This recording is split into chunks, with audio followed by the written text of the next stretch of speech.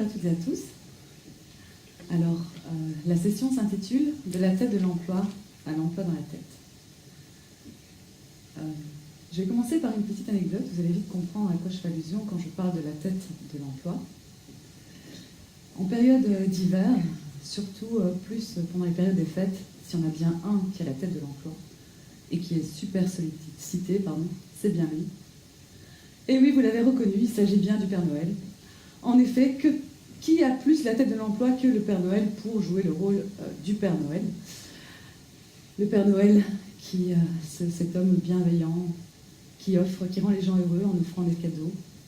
Il a certainement le plus beau métier du monde, n'est-ce pas? Mais ça vous surprendrait si je vous confiais qu'en fait, le Père Noël, il n'est pas si épanoui que ça, le Père Noël. En effet, il ne rêvait que d'une chose. Le Père Noël est pas une ordure, non, une âme perdue. Et il rêve que d'une chose, de cocotiers, de plage, de chaleur et de soleil. Il n'aime pas le froid et la neige. Et il ne jure que par les cocktails. Seulement, avant de commencer sa carrière, à plusieurs reprises dans sa carrière, le Père Noël a essayé de réorienter celle-ci et postuler donc comme barman à la plage. Seulement à chaque fois, ça ne me surprend pas, chaque candidature était rejetée. Alors le Père Noël, après de multiples tentatives, finit par être désespéré et quasi abandonner son rêve, quand soudain, un jour, quand tout semblait désespéré, un matin de printemps, il rencontre une fée, la fée Format, vous la connaissez certainement.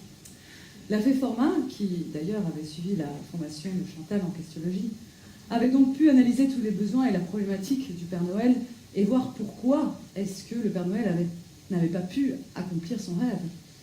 Et c'est là qu'elle lui apporta ses solutions magiques.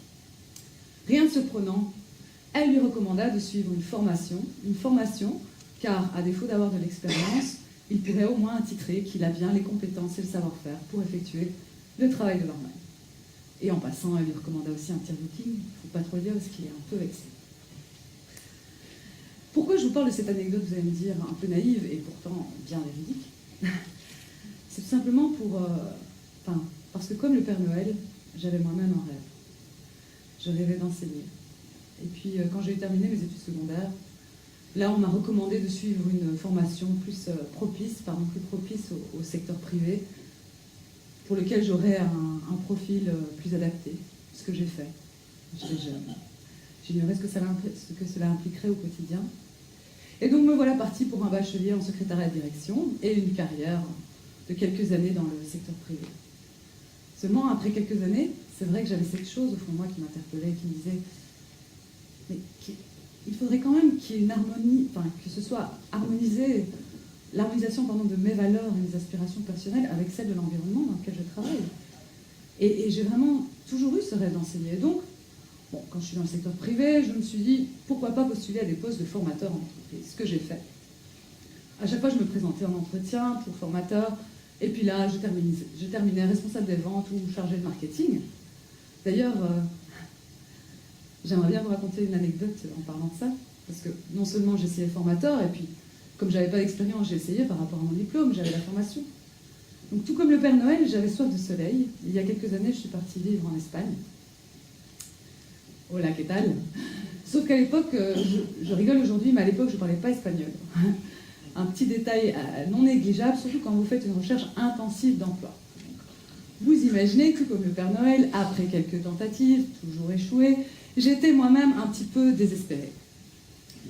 Et donc c'est là que, j'avais bien entendu les éléments qui compensaient, mais il fallait quand même que je travaille. Un jour, finalement, on me propose de faire un entretien d'embauche. J'avais réussi les sessions de test pour un poste d'employé administratif. Parfait. Bachelier en secrétariat de direction, ça devrait marcher cette fois, j'espère.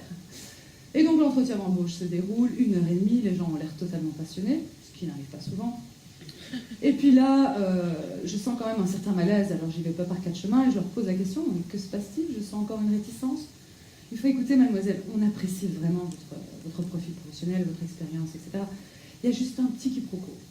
C'est l'inadéquation entre votre profil et celui du poste que nous recherchons actuellement. Mais nous souhaiterions vraiment collaborer avec vous. Alors, on a un petit peu investigué dans les postes qui sont disponibles, on a une meilleure proposition à vous faire. Alors moi, vous imaginez, après des mois, je saute sur l'occasion, je dis « Ah oui, bien sûr, allons-y, je suis prenante ». Très bien, alors vous occuperez dès lundi le poste de Yield Manager. Ok, parfait. Est-ce qu'il y a quelqu'un qui sait ce que c'est un Yield Manager ici? Non. Eh bien, moi non plus, je ne savais pas ce que c'était. Le problème, je ne savais pas si le problème était lié au fait que je ne parlais pas l'espagnol lors de l'entretien, ou si c'était parce que la fonction elle-même était beaucoup trop compliquée pour moi. Je ne savais pas. J'espérais que ce n'était pas la deuxième en tout cas, parce que me voilà embarquée dans une épreuve, dans une aventure en tant que Yield Manager le lundi. Vous savez ce qui est le plus drôle dans cette histoire? C'est ce qui s'est passé quelques années après.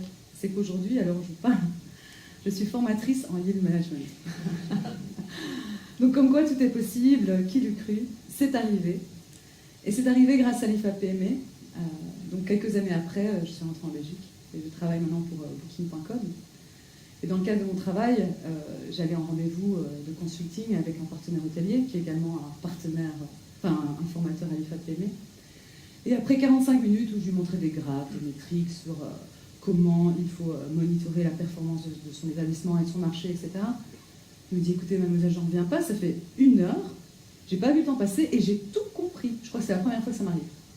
Alors je fais, écoutez, c'est la première fois aussi pour moi. Non, je rigole. Et là, donc, de fil en aiguille, on discute et il me propose cette expérience de formateur à l'IFAPME.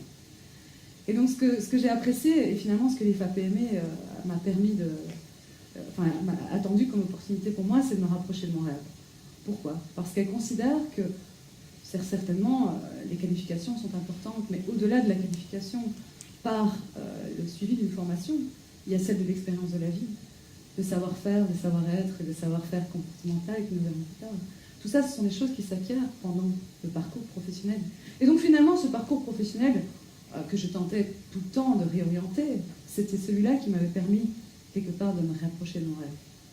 Depuis que j'ai commencé l'expérience de formateur, ça a évidemment confirmé que c'était bien entendu ma passion. Ce que je trouve de merveilleux dans cette fonction, dans cette mission, c'est que vous aidez les autres à s'épanouir, à devenir autonomes, à se rapprocher eux-mêmes de leurs rêves finalement.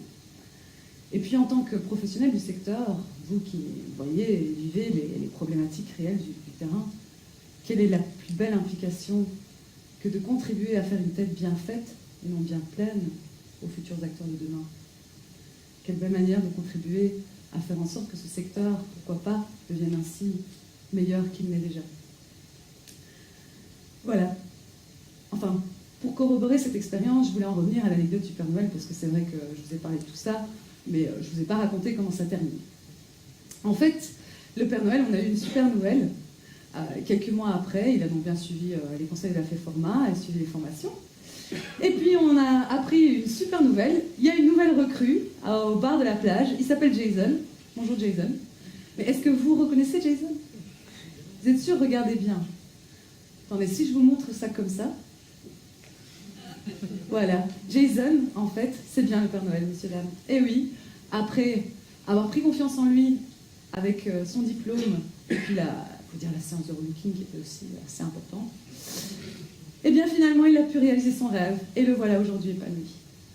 Donc la fin de cette anecdote, pour vous amener à ma conclusion, très simple. Ah oui, d'ailleurs on me fait savoir qu'il cherche urgemment un Père Noël parce que les fêtes approchent.